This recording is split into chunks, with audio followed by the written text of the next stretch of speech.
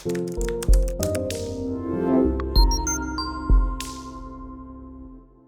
well, first of all, welcome to Shamrock Park. It's been a bit of a crazy couple of days for you. It certainly has. I think it was Sunday evening when Peter, there was a call come in and I wasn't sure. I said to myself, well, I pressed the red button because I thought it was one of those calls where you pick, there's no one there. So I answered, and, and Peter, because I met him the last time that I was here. And so, I had a quick chat with him and things started from there. Obviously, you have history here at Shamrock Park. You played here in the 90s as well. Yep. You've been to have a lot of fond memories of this place. Oh yeah, I think from day one, I have to say, and I've always said this, even from the time I've left Shamrock Park, the people here were absolutely brilliant. The club were brilliant. At the time, it was a fantastic club and still is. I think we look at the facility now compared to going back then. Obviously, there was no stands, there was terracing and the old main stand across the way there, and again too, it had a great team. It was an absolutely brilliant team, and of course a brilliant manager who had great success at the club. So I always speak highly of the club because it was brilliant. Yeah, you come in. I'm not just saying that because I'm here. It was absolutely brilliant. Yeah. They were great people.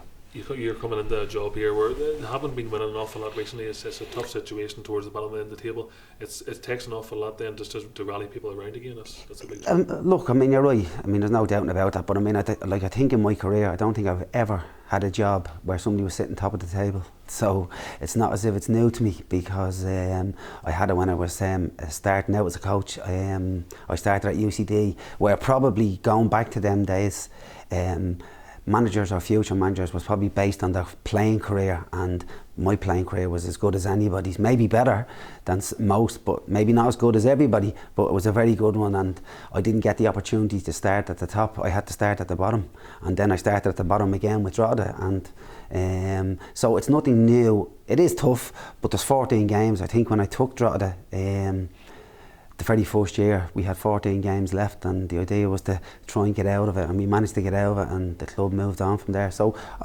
hopefully I can do something. I'm an experienced coach, and I've coached at all levels of the game, and I think getting the opportunity to come back up here, I couldn't say no, because you're coming back up to a league it seems like it's thriving at the moment, and the atmosphere of the games, and not only that, but you're going to grounds that have great history, including their own Windsor Park, the Oval, Shamrock Park, Monview. It's been brilliant. Crusaders, Seaview, so Cliftonville. So I'm looking forward to it. I really am. And look, to be honest, I'm not the type of coach too that would say, listen, I need this 3 years and 4 years. I'm happy enough to assist the club till the end of the season, and they're happy enough to see me, to see what I can do, and it gives me an opportunity too. So I'll certainly be trying, and if it doesn't work out for me, I'm not going to say, well, I'll be here for another 5 years. That's not me, and it never was, and it never will be. If I think I can't do anything, well then I won't be hanging. As in, I won't be expecting the club to say, here, there's 3 years or 4 years, and that's being honest.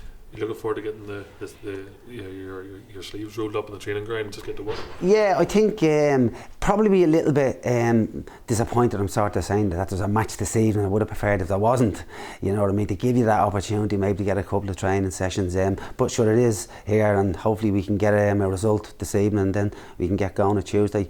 I can safely say, over the coaching career I've had, it's probably one of the strong things that I've had is coaching is improving players and improving teams and getting good results, maybe with not so strong teams, and building them up. As I said, like when I look back on the clubs that I've had, particularly Drogheda, to start second from bottom and to be able then to go where we did go as a full-time club and all, it was brilliant. And I know I'm not saying that that's going to happen at the minute here, but the main thing I am saying is that I can coach players, and hopefully I can do it here. Yeah. Yeah. And is that your main focus then, is coach the players that are here, with a wee bit of maybe coming in, but it's about coaching the guys that are already here? Well, if there's anybody available, I've been speaking to the club, and again too, sometimes there could be something already here, you never know. And I've always been a believer that sometimes new coaches can spell bad things for players who are playing and good things for fellas who aren't playing, because you might see something different, you just don't know. And but certainly if we can,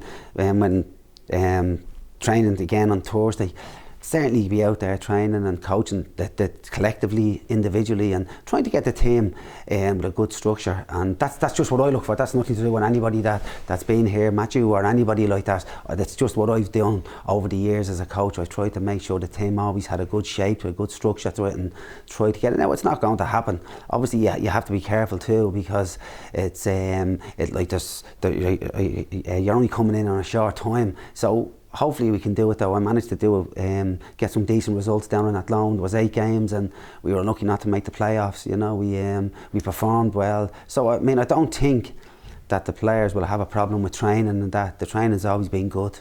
Yeah, you're coming into obviously we talked about it. It's a tough situation here at Shamrock Park over the last wee while. How important is it that the fans get up and get behind the team and yourself?